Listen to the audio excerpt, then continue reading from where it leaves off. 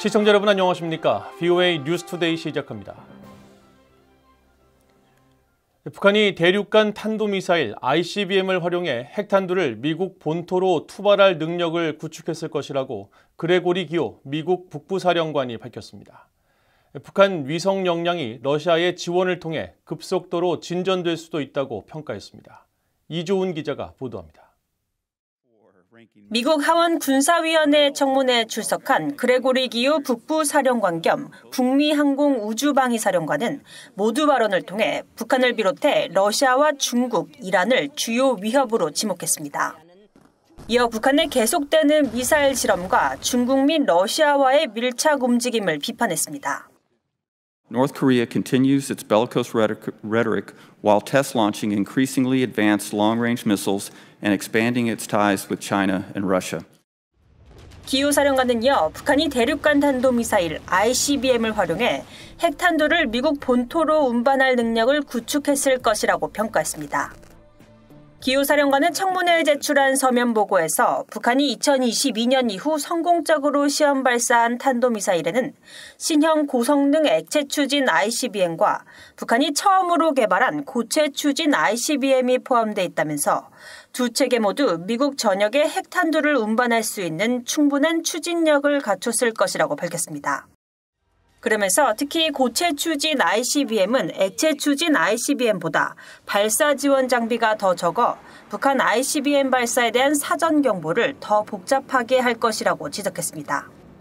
기오 사령관은 또 북한은 지난해 11월에는 초보적인 정보 위성을 궤도에 올리는 데 성공했다면서 이것은 우크라이나 전쟁을 위한 무기 전달 대가로 러시아가 북한에 우주 협력을 제공할 경우 빠르게 발전할 수 있는 역량이라고 설명했습니다. 기오 사령관은요, 북한 사회의 폐쇄성과 강력한 보안 체계로 북한이 보유한 ICBM 수를 평가할 수는 없으며 다만 김정은의 ICBM 보유 증대는 우리의 북미 방어 능력에 근접할 수 있다는 점이 우려된다고 밝혔습니다. 이어 김정은이 다탄두 재진입체를 장착할 수 있는 미사일을 추진하고 ICBM 프로그램을 연구 및 개발해서 연속 생산 및 배치로 전환하려는 경우 향후 몇 년 동안 도전은 더욱 커질 것이라고 평가했습니다. VOA 뉴스 이조은입니다. 미국의 에브릴 헤인스 국가정보국장은 최근 긴밀해지는 러시아와 북한의 관계가 김정은 국무위원장을 더 대담하게 만들 수 있다고 지적했습니다. 또 김 위원장이 도발 행위를 강화할 것으로 예상하면서도 전면전으로 확대하지는 않을 것이라고 말하고 미국은 관련 움직임을 주시하고 있다고 밝혔습니다. 조은정 기자가 보도합니다. 미국 하원 정보위원회가 연례 위협평가를 주제로 개최한 청문회에서 에브릴 헤인스 미국 국가정보국장은 현재 북한 상황에 대한 평가 요청을 받았습니다. 헤인스 국장은 러시아와 북한의 밀착 상황을 지적하면서 이로 인해 북한의 김정은 국무위원장이 더 대담해질 수 있다고 평가했습니다. We're seeing on the Korean Peninsula, Kim Jong-un, starting to do a little bit of saber rattling, and he's no longer talking about unification. Can you comment on, in this setting, your assessment of what's happening in North Korea and what Kim Jong-un? One of the challenges that we see as sort of a factor in this landscape is that he is potentially feeling increasingly emboldened by virtue of the relationship with Russia advancing as it has, and the fact that Putin needs the North now for the munitions, for weapons, for other things. 헤인스 국장은 그러면서 결과적으로 러시아는 유엔 안보리 등 국제 무대에서 북한의 도발적 행동, 특히 핵 활동에 대해 효과적인 반발을 할 가능성이 적다고 지적했습니다. 또 미국은 이런 상황을 한국, 일본 등과 함께 면밀히 주시하고 있다고 밝혔습니다. So I think that's something that we're carefully watching, and I think it does sort of increase the risk of miscalculation and concern, and we've been working very closely with the Republic of Korea and our counterparts there to try to manage that. 헤인스 국장은 북한이 한반도의 북방 한계선 NLL 등지에서 군사적 행동을 취할 가능성 등 앞으로 더 도발적인 행동을 할 것으로 예상했습니다. 그러나 북한이 도발적 행동을 전면전으로 확대하는 데는 관심을 두지 않을 것으로 평가했습니다. 또 러시아의 탄약 생산과 북한과 이란으로부터의 무기 구입이 지속적으로 급증하는 상황을 고려하면 미국 의회는 우크라이나 지원 예산을 통과시키는 것이 중요하다고 강조했습니다. 헤인스 국장은 전날 상원정보위원회에서 언급한 러시아와 중국, 북한, 이란 간의 양자 또는 3자 차원의 협력 확대도 거론하면서 그러나 이들의 관계는 공식적인 동맹 관계에는 한참 미치지 못할 것이라고 다시 확인했습니다. VOA 뉴스 조은정입니다. 유럽연합 이사회가 우크라이나의 영토 보전과 주권 및 독립을 훼손하거나 위협하는 책임자들에 대한 제재를 오는 2024년 9월 15일까지 6개월 더 연장하기로 결정했다고 밝혔습니다. 유럽연합 EU 이사회는 12일 보도자료를 통해 이같이 밝히고 유럽연합의 제재를 받는 모든 개인은 정기적으로 유효 여부를 평가받으며 이번 결정에는 최근 시행된 13차 테러 제재도 포함된다고 설명했습니다. 이에 따라 지난달 EU가 우크라이나 전쟁 발발 2년에 맞춰 발표한 13차 테러 제재 명단에 오른 북한의 강순남 국방상에 대한 제재도 유지됩니다. EU는 2014년 러시아의 크림반도 강제 합병 이후 러시아 제재를 시행 중이며 2022년 2월 러시아가 우크라이나를 전면 침공한 뒤에는 제재 범위를 대폭 확대했습니다. 유럽연합 EU가 최근 북한에서 고급 수입차 행렬과 스키 장비 등 사치품 수입 제재 위반 행위가 잇따라 포착된 데 대해 제재 이행의 중요성을 강조했습니다. 유럽연합 EU 대변인은 12일 VOA의 관련 논평 요청에 EU는 유엔 안보리 결의에 명시된 의무를 이행하는 것이 한반도의 지속 가능한 평화와 안보를 구축하기 위한 기반으로 남아있다고 확신한다고 밝혔습니다.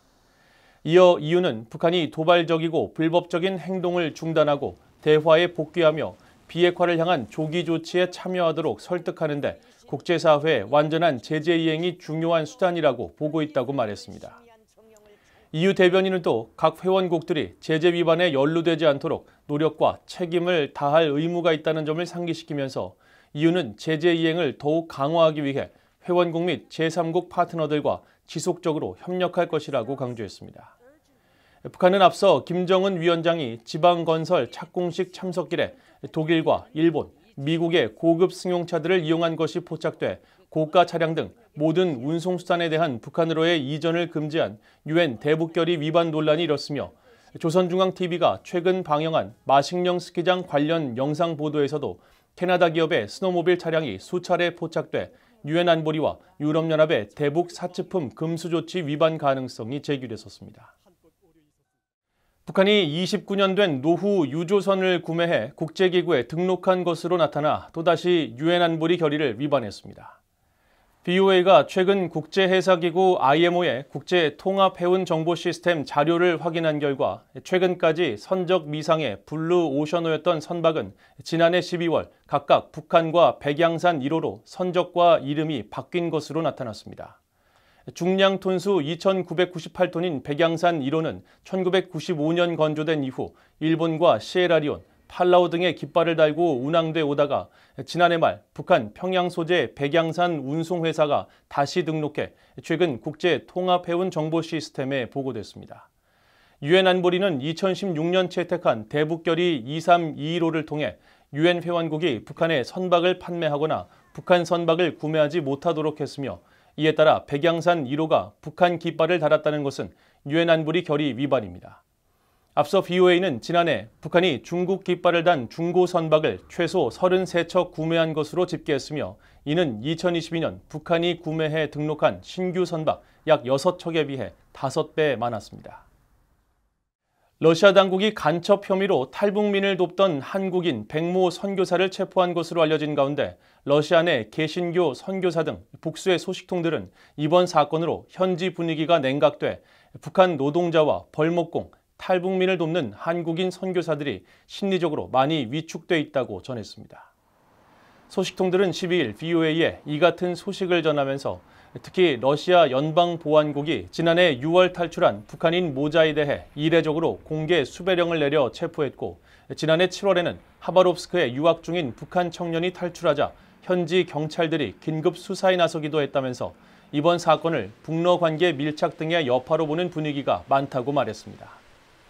또 현지 상황에 정통한 한 소식통은 지난해 작업장을 탈출한 탈북민을 오랫동안 돕던 한국계 선교사가 추방됐다면서 과거 러시아 경찰이 탈북민 지원 활동을 눈감아주거나 체포 시 뇌물을 받고 풀어주던 전례와는 다른 추세라고 전했습니다.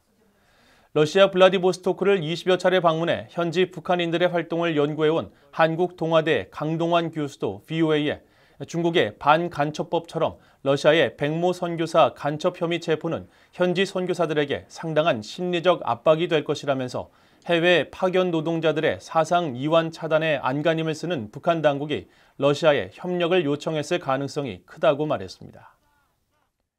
이상으로 VOA 뉴스투데이를 모두 마칩니다. 시청해주신 여러분 고맙습니다.